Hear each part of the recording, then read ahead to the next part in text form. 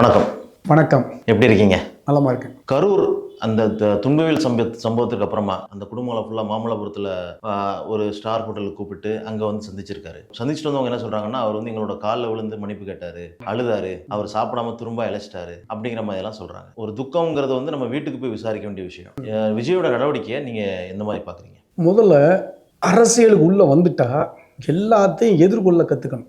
அப்படி எல்லாத்தையும் எதிர்கொள்ள கற்றுக்க முடியாத ஒருத்தன் சத்தியமாக அரசியலுக்கு ஒருத்தன் வரவே கூடாது.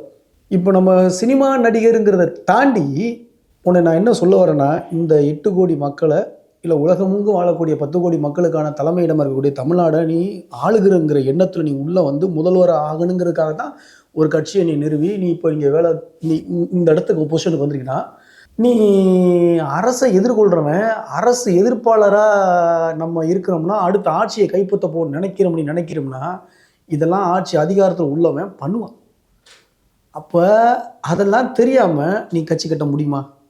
முடியாது. இதுக்கு தான் உனக்கிட்ட படித்து அண்ணன் வந்து உனக்கு அரசியல் கற்றுக் கொடுத்துருக்காரு. செந்தமிழ் சீமானன் உனக்கு அரசியல் பயங்கரமாக கற்றுக் கொடுத்துருக்காரு. என்னன்னா நம்பி ஏமாந்து போன்னு சொல்லுவாங்கள்ல, அது மாதிரி இந்த திராவிடத்தை வீழ்த்துவதற்காக நம்ம முன்னோர்கள் வந்து ஒன்று சோரம் போயிருக்கான், இல்லைன்னா சமரசம் போயிருக்கான், இல்லைன்னா விலை போயிருக்கான். அதுபோல் நம்மளும் போயிடக்கூடாதுன்னு சொல்லி சமகாலத்தில் ஒரு தலைவன் வந்து அப்படியே சொல்ல முடியாத இன்னல்களையும் துன்பங்களையும் துயரங்களையும் அவமானங்களையும் அப்படியே தேக்கி வச்சு அதை வாங்கி கொண்டு எனக்கு தெரிஞ்சு இந்திய அரசியல் கட்சி தலைவர்களையே அதிகமான விமர்சனம் வாங்கி கொண்டு அரசியல் அமைப்பை நடத்தக்கூடிய ஒரே தலைவன் நம்ம சுமந்து நிற்கிற தமிழ் தேசிய தளத்தில் இன்றைக்கி நமக்கு வந்து ஒற்றை தலைமையாக இருக்கக்கூடிய அண்ணன் செந்தமிழன் சீமான் அவர்கள் தான் அவ்வளோ விமர்சனங்கள் தாங்கி நிற்கிறார். அவர் கூட உன்னை பக்குவப்படுத்தி பண்படுத்தி 2 பேர் இணைஞ்சி திராவிடத்தை வீழ்த்திடுவோம்டான்னு எவ்வளவோ சொல்லி உனக்கு அரசியல் கற்பிச்சு இந்த திராவிட பூதங்களை நீ விரட்டணும்னா உனக்கு அந்த அறிவு ஆற்றலாம் கிடையாதுடா, நம்ம 2 பேர் இணைஞ்சிக்கிறோம்டா, இந்த திராவிட பூதத்தை முதலிட்டு தமிழ் தேசிய அரசியல் நிறுவனம்டான்னு எவ்வளோ சொன்னீங்கன்னா எல்லாத்தையும் கேட்டுக்கிட்டு அண்ணனுக்கு ராஜதுரோகம் பண்ணவர் இருந்தவர். சரி போன நீ எல்லாமே உனக்கு தெரியும், உனக்கு எல்லாமே கற்றுக் கொடுத்து போனோன்னே அங்கே போயிட்டு அரசியலில் வந்து திராவிடமும் தமிழ் தேசியமும் எனது 2 கண்கள் சொல்ல ஆரம்பித்தார். அதுலேருந்து தான் நாங்கள் எங்களுடைய பார்வையை உங்கள் சைடு திருப்பணும். ஒன்று திருத்துன்னு தான் சொல்கிறேன். நான் உன்னை வந்து நாங்கள் வந்து எதிர்ப்பாளராக பார்க்கல, நீ வந்து அதுக்கு சரியான களமாக நீ இருக்கணும் அப்படின்னு சொல்லி தான் உன்னை வந்து நாங்கள் சொல்லிக்கிட்டு இருக்கோம். அப்படி தான் அண்ணனும் ஒவ்வொரு முறையும் உன்னை பதிவு பண்ணிக்கிட்டு இருப்பான். இப்போ கரூர் நிலவரத்துக்கு நம்ம வந்துடுவோம். அங்கே வந்து உயிரிழப்பு ஏற்பட்டுருச்சு. உயிரிழப்பு ஏற்பட்ட பிறகு நீங்கள் திரும்ப பார்த்தீங்களாங்க அது பூதாகரமாகவே அந்த செய்தி போய்கிட்டு இருக்கு. இந்த செய்தியின் அடிப்படையில் நீங்கள் ரொம்ப நுட்பமாக கவனிச்சிங்களாங்க, ஏன் விஜய் இங்கே வரல? நீ பேசி முடித்த உடனே நீ அரை மணி நேரத்தில் எங்கே போயிட்டார்? ஏர்போர்ட்டு போயிட்ட. அரை மணி நேரத்துக்குள்ளே ஏர்போர்ட்டு போகிறதுக்கு உனக்கு அந்த பாதுகாப்பு வளையத்துக்குள்ளேருந்து உன்னை கொண்டு போய் சேர்க்கறதுக்கான அரசு உனக்கு கொடுத்துருக்கல. நான் சொல்கிறேன், உங்களுக்கு நல்லா புரியும் நினைக்கிறேன். அதாவது உங்களுக்கு அந்த அந்த அந்த ஒரு சம்பவம் நடந்த பிறகு ஒரு அரை மணி நேரத்துக்குள்ளே அப்படியே அப்போ தான் கூட்டம் இன்னும் நெருக்கடியாகும், ஒரு கொதிநிலையாகும். அப்போனா என்ன பண்ணியிருக்கேன்னு நீ அங்கே எங்கேயாவது ஒரு தங்கி உனக்கு அங்கே ஏற்படுற அவமானங்களையும் விமர்சனங்களையும் நீ எதிர்கொண்டு நீ நேருக்கு நேர் அந்த மக்களோடு மக்களாக நீ நின்று களங்கண்டு நீ நின்றிருந்தா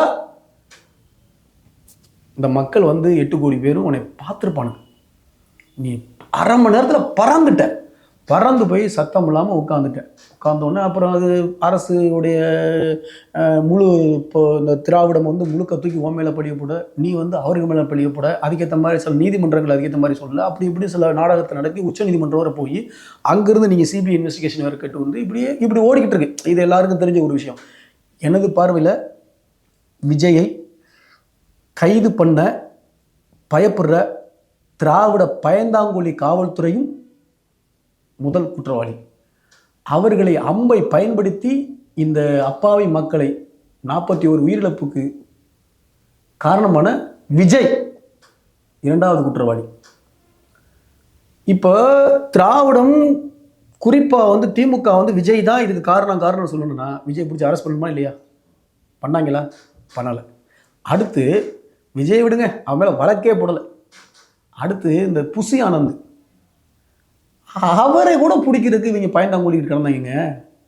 அடுத்து நிர்மல்குமார் அவரை, அதுக்கப்புறம் அந்த விடுதலை சிறுத்தைகள் கட்சிக்கிட்டு போயிட்டு வந்து ஆதவர்ஜினா அவரை.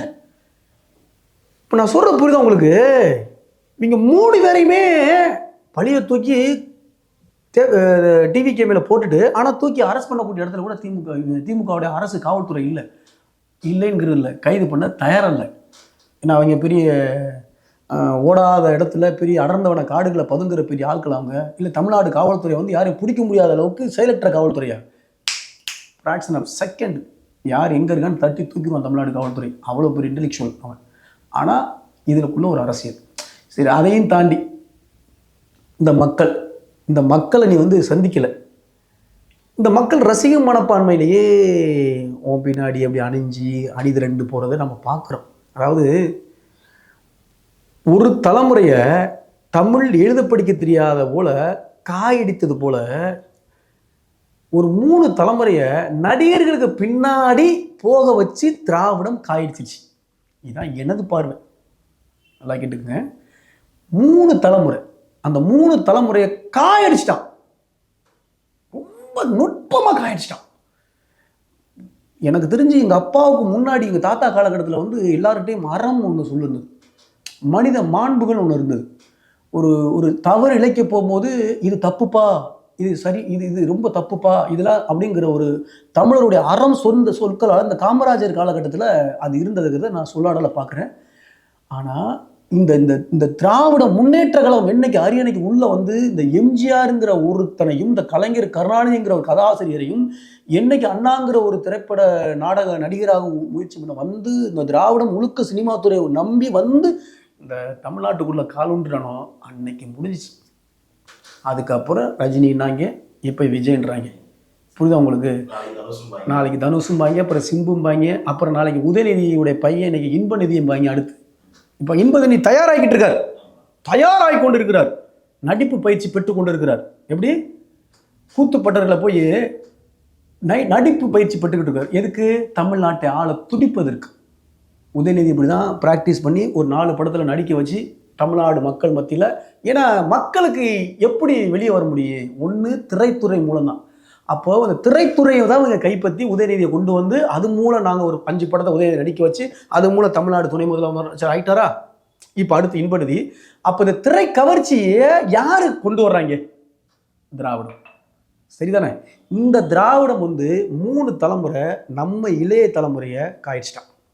அந்த காயடிக்கிறதுல முதன்மையான ஆளு இந்த விஜய். புரியுதா உங்களுக்கு? இந்த விஜய் வந்து எப்படி வரலாறு திரும்புதுன்னா, நீங்க நல்லா பார்த்துங்க, வரலாறு அழகா திரும்புது பாருங்க. எம்ஜிஆர் பிரச்சாரம் பண்ணிக்கிட்டு இருக்காராம்.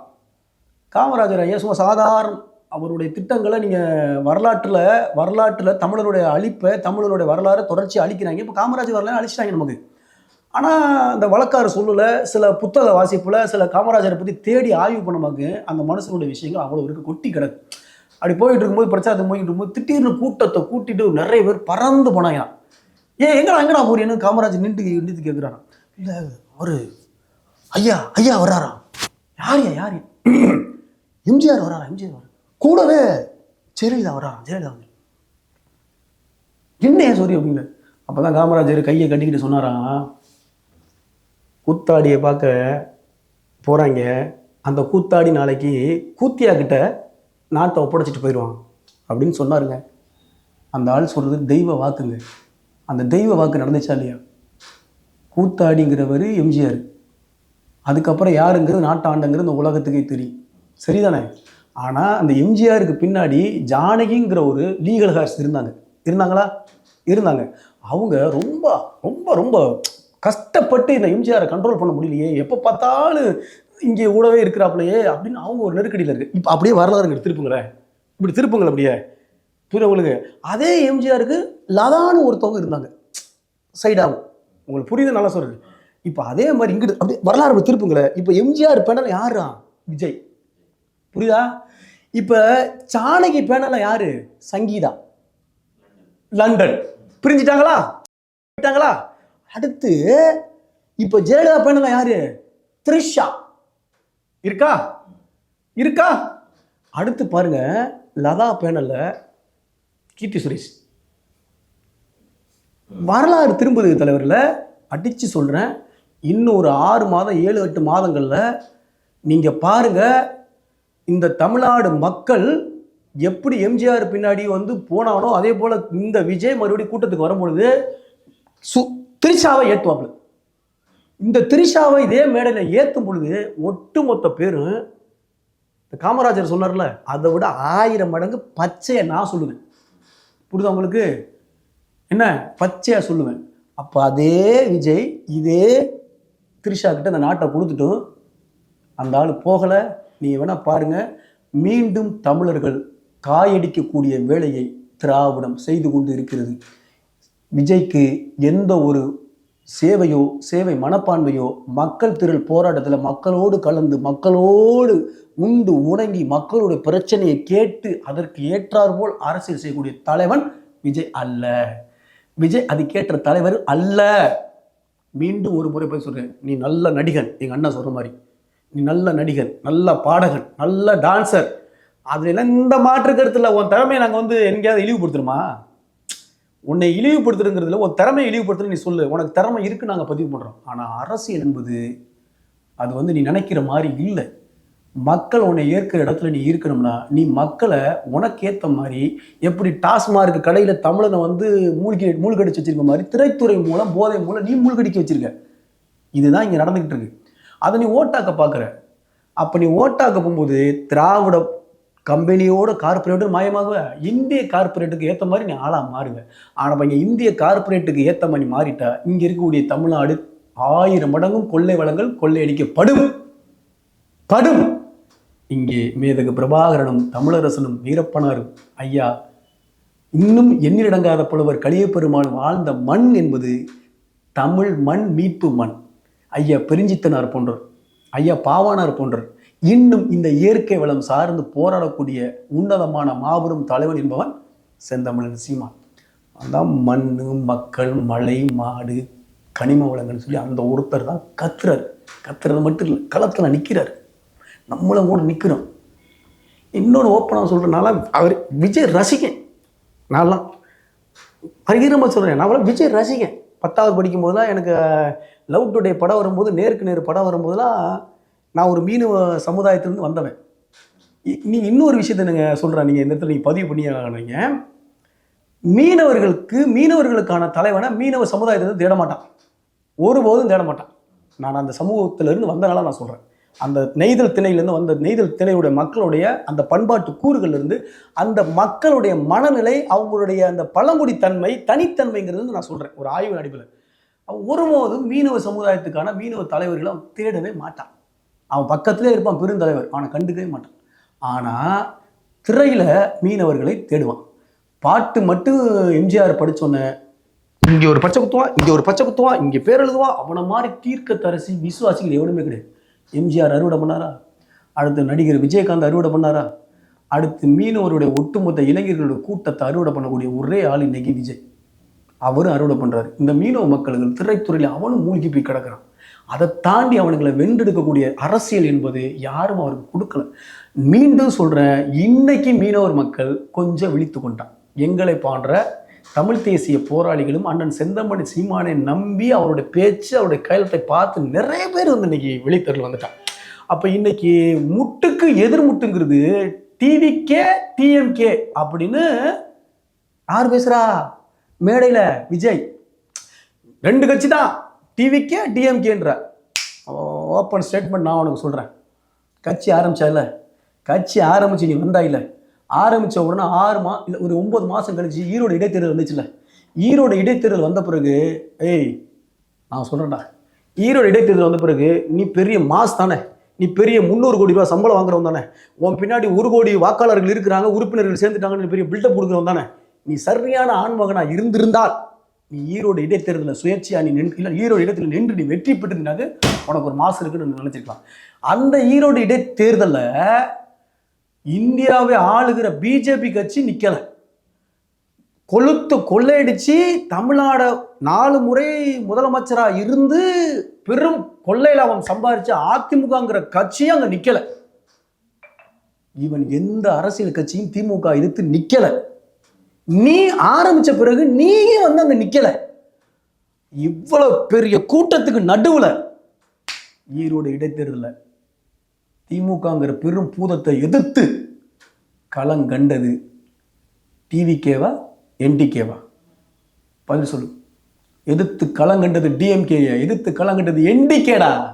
என்டிகே உங்களை சேர்த்து களங்கண்டோம்.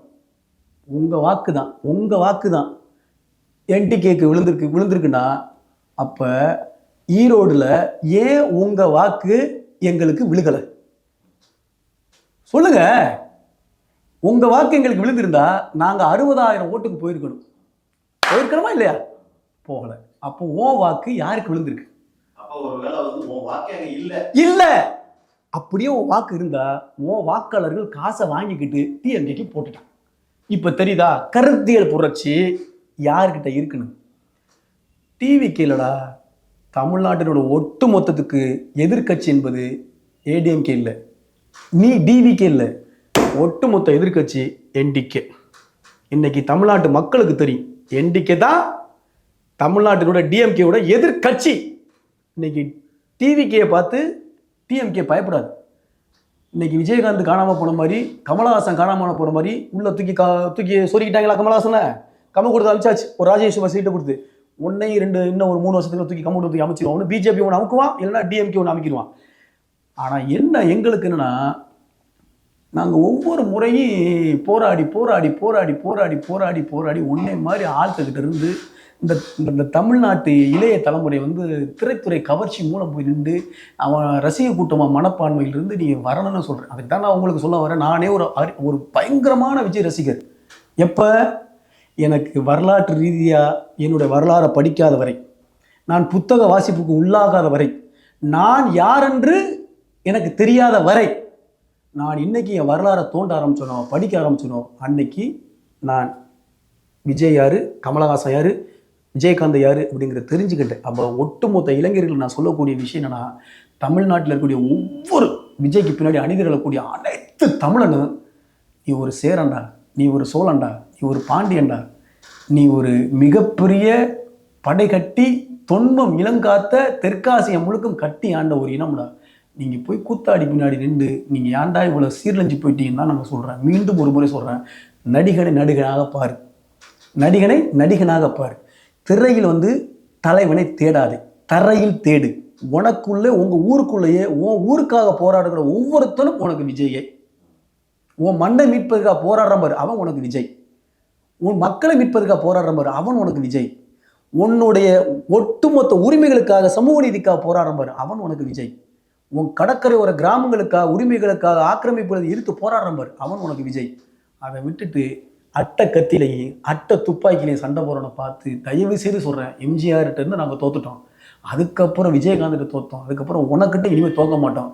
2026 அதனால தான் நடிகன் பின்னாடி நாங்கள் அணிதிரளக்கூடாதுன்னு பெரும் அரசியல் திரட்சி நாங்கள் கொண்டு வர்றோம். ஏன் நாங்கள் விஜயை திட்டுறோம்னா, எங்களுக்குன்னா விஜய் திட்ட அவசியம் இல்லைடா, எங்களுக்கு அவசியமே இல்லை. திமுகவை நாங்கள் தோற்கடிக்கும் போகும் பொழுது எங்களுக்கு ஒரு 20% 30% வாக்காளர்கள் தமிழ் தேசிய தளத்தில் உருவாகும் பொழுது நீ யார் இறக்கி உள்ள வர்ற? அப்ப நாங்க யாரை வீழ்த்தணும்? அப்போ உன் அரசியலை உடைக்க வேண்டிய தேவையும் அவசியம் எங்களுக்கு இருக்கிறதுனால நாங்கள் பேசுகிறோம். விஜய் போன்ற நபர்கள், திரும்பவும் சொல்கிறேன், நடிகைகளுக்காக, புரியுதா உங்களுக்கு, உதயநிதிக்கும் விஜய்க்கும் நடக்கிற அந்த போருக்காக, அந்த போரின் அடிப்படைக்காக, அதில் அதிகாரம் எனக்கு இல்லையே என்று ஒரு மமதை ஏற்பட்டு ஒரு நடிகை மேலே மோகம் கொண்டு அதிகாரத்தை கைப்பற்றி நான் உதயநிதியை பார்த்துக்கிறேன்னு சொல்லிட்டு சவால் விட்டு வந்த விஜய் நாட்டை காப்பான்னு சொல்லுவது அயோக்கியத்தனம்.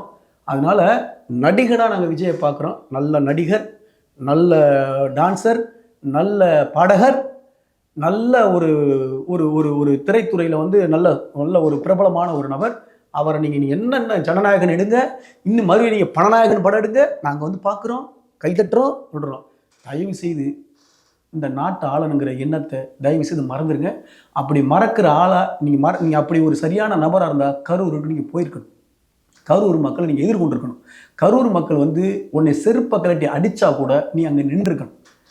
நீ அங்கே நின்றுக்கணும். சரி போனால் கூட்டம் வந்துடும், லட்சக்கணக்கான பேர் கூட்டிடுவாங்க, அதனால மறுபடியும் டேய் இந்த பம்மாத்து வேலையெல்லாம் என்கிட்ட வச்சுக்கூட. நான் என்ன சொல்கிறேன், ஒன்று மண்ணு தெரியாதவன்ட பேசு. அஜித் குமார் இங்கே வந்து லாக்அப் டத்தில் இறந்துட்டார். வந்தியா இல்லையா? நீ வந்தியா இல்லையா? எப்படி வந்துட்டு போன? நீ வரங்கிற செய்தி தெரியாமல் இருந்துச்சா? பெரிய கூட்டம் கூடிருச்சா? அதுக்குன்னு ஒரு பாதுகாப்பு கொடுத்து, அதுக்குன்னு ஒரு போலீஸை போட்டு கரெக்டாக கூட்டு போய் கரெக்டாக போனா. தமிழ்நாடு காவல்துறை உன்னை மாதிரி பல தலைவர்களை பல நடிகரை பார்த்துருச்சுடா. நீ என்ன கூட்டம்? எம்ஜிஆருக்கு கூடாத கூட்டமா?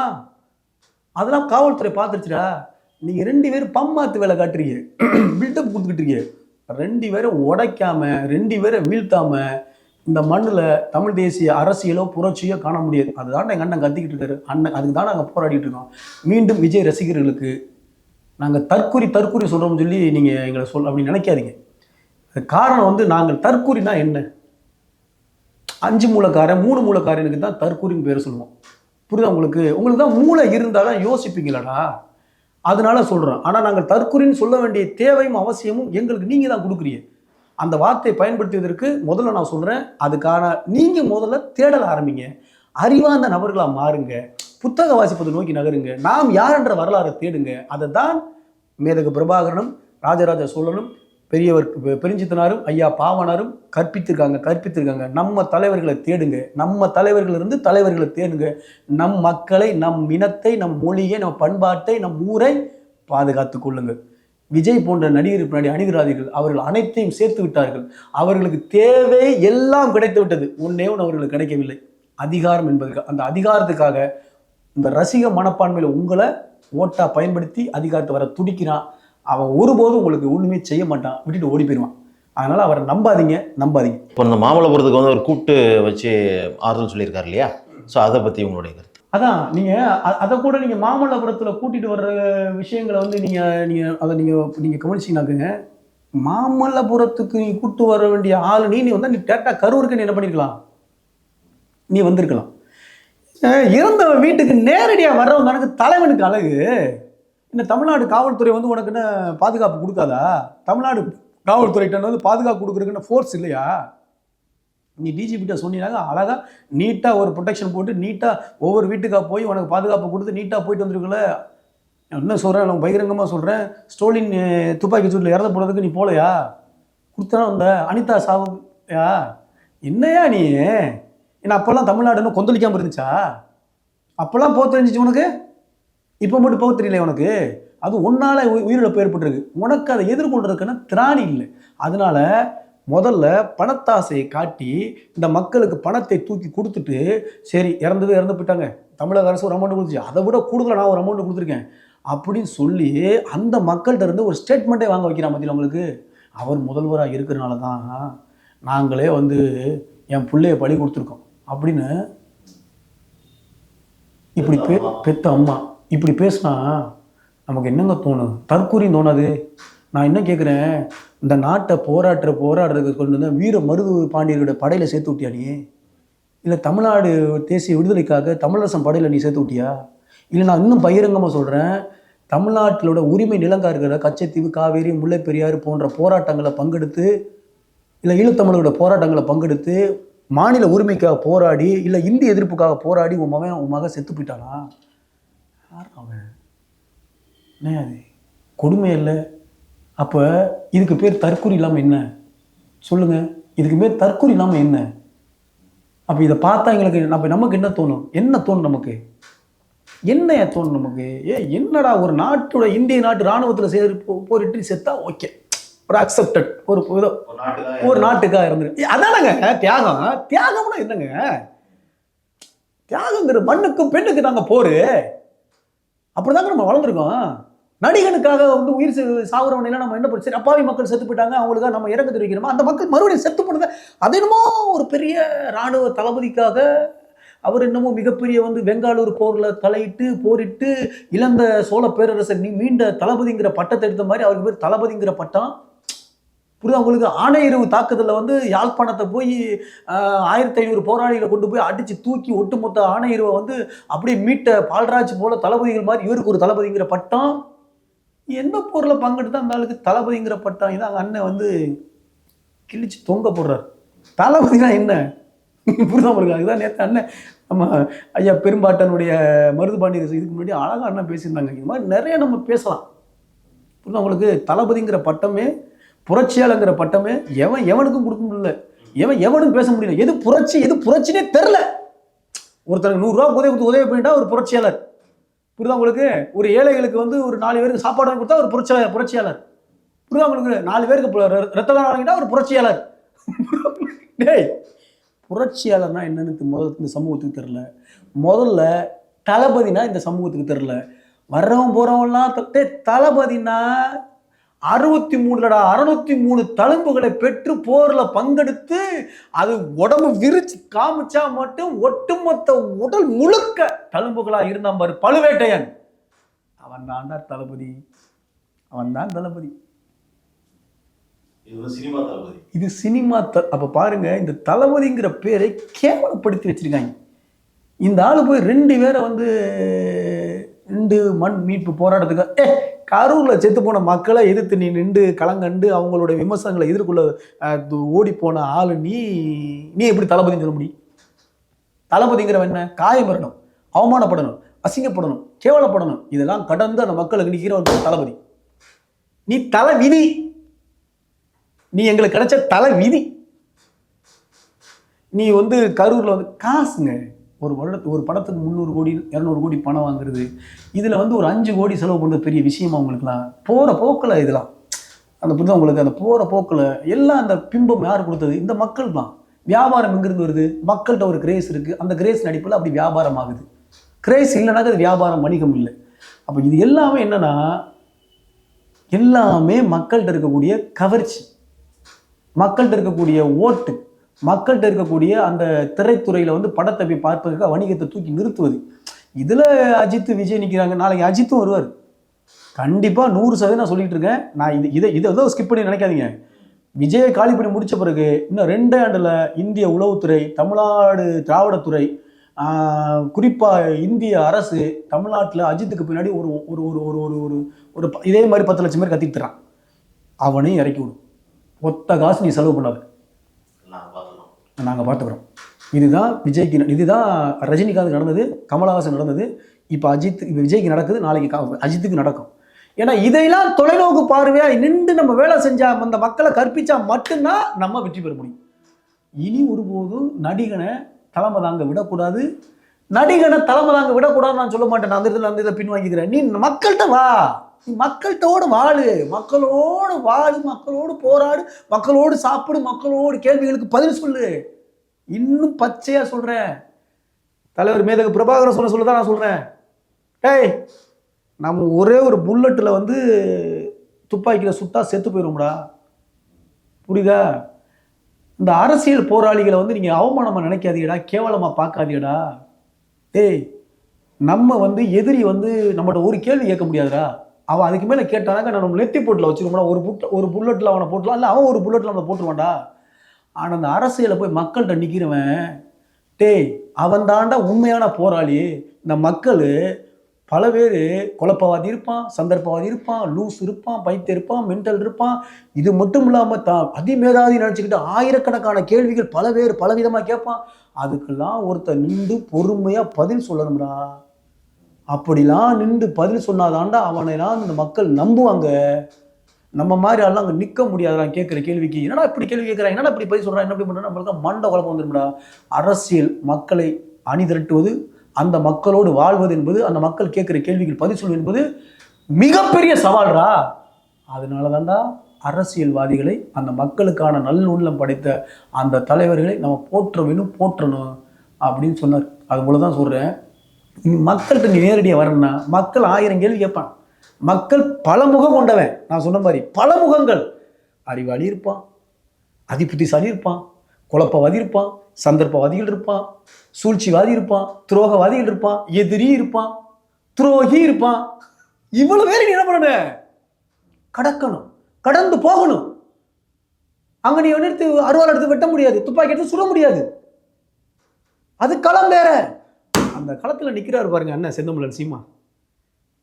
அப்போ எப்பேற்பட்ட மனநிலை படைச்ச ஒரு மனுஷனால நிற்க முடியும்? உன்னால் அதை நிற்க தெரில, நிற்க முடியாது. ஏன்னா நீ மக்களை படிக்கலை. மக்களை படித்தவனுக்கு மட்டும்தான் அது புரியும், தெரியும்.